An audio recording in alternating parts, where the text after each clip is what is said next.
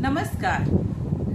आज भी आप लोगों को मैं साधना करने से कैसे कैसे गुरु भगवान सहयोग करते हैं और साधक का उत्साह वर्धन करते हैं, इस संबंधित एक घटना का यहाँ मैं जिक्र करना चाहूँगी। एक दिन सुबह जगने के साथ साथ मेरे मन में गुलाब जामुन खाने की इच्छा हुई।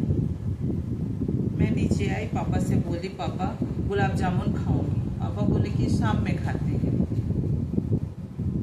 मैं समझ गई कि अभी तो चेंबर में है तो व्यस्त है, तो कोर्ट से लौटेंगे, आराम से खाएंगे, इसीलिए ऐसे बोले। और मैं कुछ बोली नहीं। फिर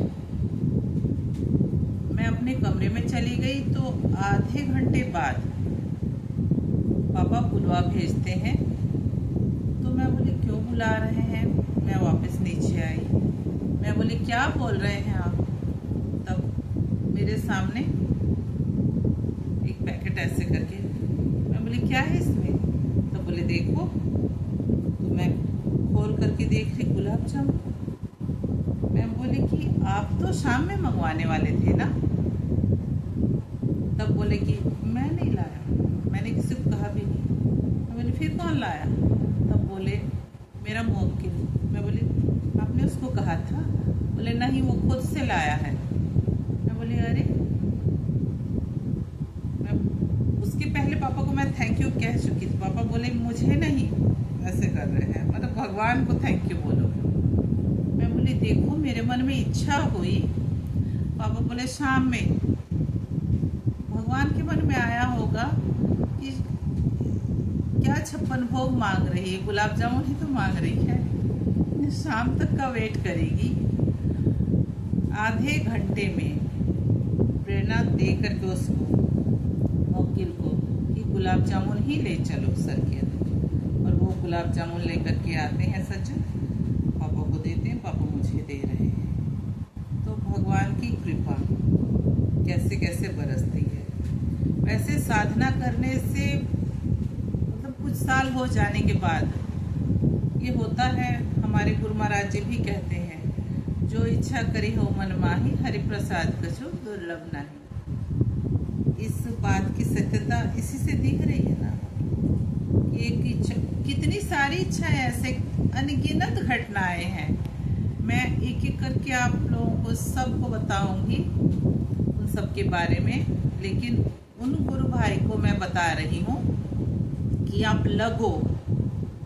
बिना लग के तो आपको कुछ समझ में नहीं आएगा कि ऐसे भी होता है, ऐसे भी होता, हाँ ऐसे होता है। और बहुत अच्छा लगता है तब भजन करने का और भी मन करता है कि और टाइम थोड़ा लगाए, और थोड़ी देर बैठते और थोड़ी देर बैठते जब में, ऐसे मन करता है।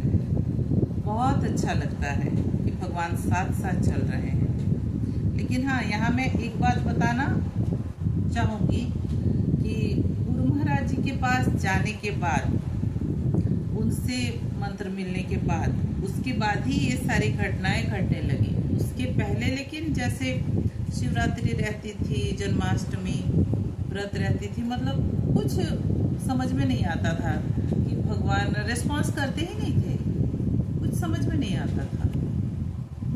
लेकिन जब से भजन करने लगी ना, तब से उसके बाद बहुत सारी घटनाएं ऐसे हैं। भगवान साथ है, वो बताते रहते हैं, बड़ा अच्छा लगता है। तो जो साधक लोग हैं, जो सोच रहे हैं कि हम लोग लगेंगे, तो वो लगे भजन में। और जो किसी भी गुरु से नहीं जुड़े हुए हैं, वो एक बार यहाँ परमहंस आश्रम छत्तीसगढ़ चुनार अवश्य पधारें। साक्षात भगवान कृष्ण के स्वरूप हैं। आप खुद भी जाएंगे तो आपको ये अनुभव होगा। धन्यवाद।